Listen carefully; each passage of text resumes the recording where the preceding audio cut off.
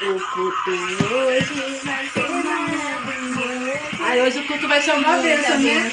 Nossa, olha isso. Nossa, arrepiada. Vamos chamar ela pra ir pra igreja? Não, credo, ela tá toda suada, toda endemoniada, vai levar os demônios pra igreja. Verdade, né? Vamos sair daqui.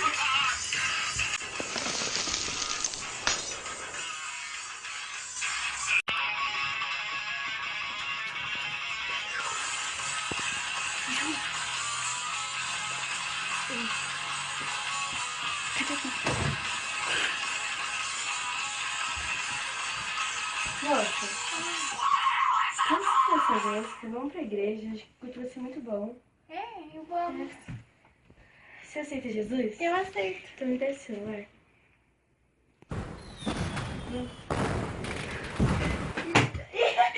Nossa, caiu. Ai, meu Deus! Não! Mentira! Só pode ter! Não, Jesus não voltou! Ai, meu Deus, mas eu venho pra igreja todos os dias! Cadê aquela endemoniada? Cadê aquela endemoniada que tava sentada aqui? Que isso? Não julgue as pessoas, as aparências enganam. Deus verá o seu coração.